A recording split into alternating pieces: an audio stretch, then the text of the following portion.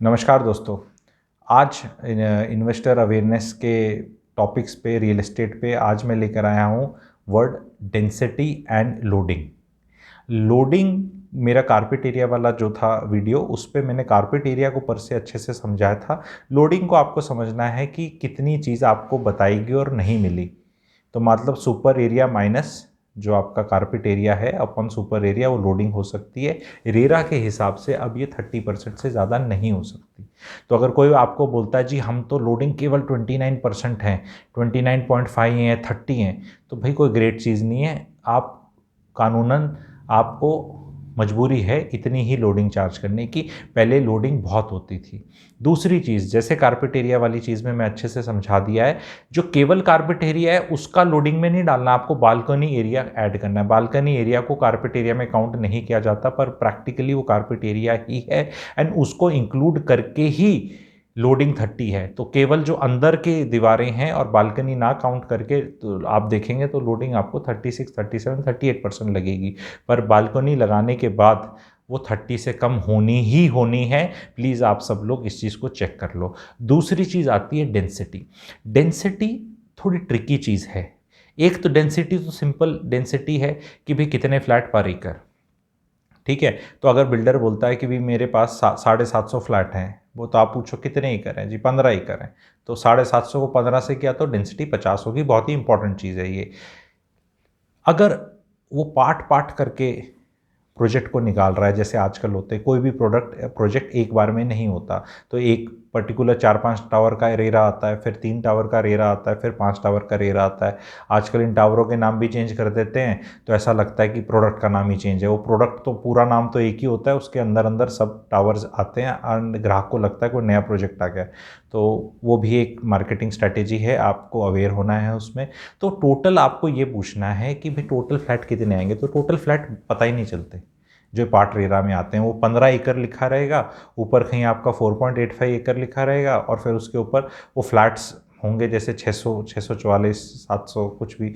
तो उसमें जितने में आ रहा है उससे डिवाइड करो, वो 15 में और कितना आ जाएगा आपको पता नहीं है। तो वो रेरा में देना मैंडेटरी है, लेकिन लोग ध्यान ले जाते हैं 15 एकड़ पे कि भाई 15 एकड़ है और इतने फ्लैट आ रहे हैं, लेकिन ये वाले फ्लैट इस पार्ट के इतने पार्ट का में आ रहे हैं। अभी इतने पार्ट में क्या आएगा पता नहीं, ठीक है। वो टोटल एफएआर के हिसाब से आएगा।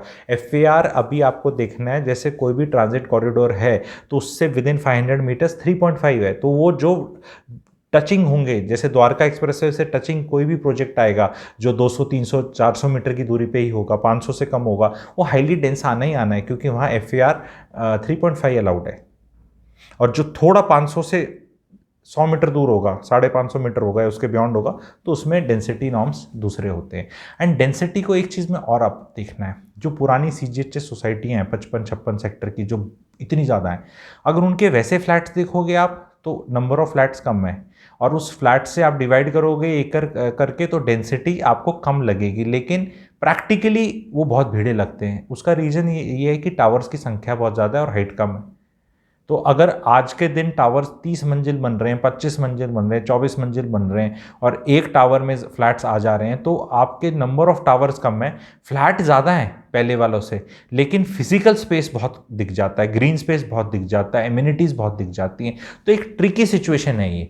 तो जब भी आपको मेजर करना है ये चीज़, तो जो नए लॉन्चेस हैं उनमें डेंसिटी को आप इस तरह मेजर करो, बिकॉज सारे ही ऊंचे फ्लैट्स आ रहे हैं। लेकिन पुराने वाले जो सीजीएचएस सोसाइटीज़ हैं उनसे मत करो, क्योंकि उनमें इतने टावर हैं और उनकी स्टिल्ट के अंदर पार्किंग है, कोई कार फ्री जोन नहीं है।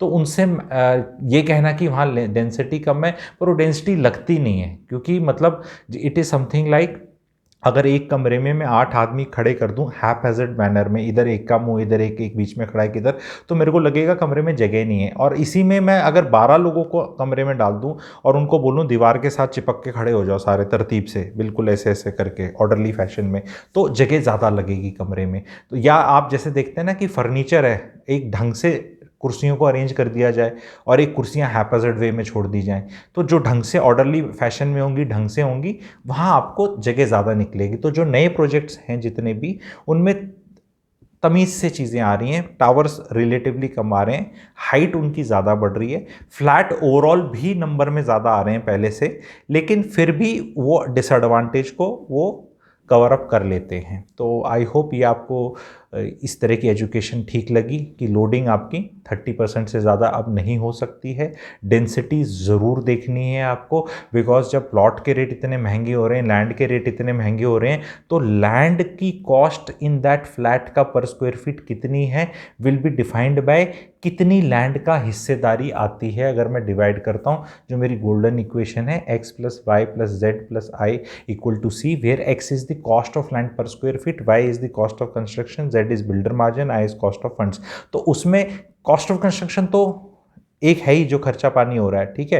एंड वो जितनी हाई राइज बनाते हैं हम, उतनी हाई राइज में कॉस्ट ऑफ कंस्ट्रक्शन पर स्क्वायर फीट बढ़ती है, बिकॉज टेक्नोलॉजी उस तरह की यूज़ करनी है। दैट्स वाई दीनदयाल की तरफ ज़्यादा रुझान चल रहा है बिल्डरों का, बिकॉज उनमें टर्नओवर रेट आज के दिन जल्दी कर सकते हैं। तो वो वाई का कॉस्ट हो गया, तो एक्स का कॉस्ट जो लैंड का कॉस्ट है, तो अगर नंबर ऑफ फ्लैट्स कम होंगे पर एकड़, तो यानी मेरे को ज़्यादा जूस मिल रहा है लैंड के अंदर, तो ये एक्स की जो कॉस्ट होगी वो ज़्यादा होगी।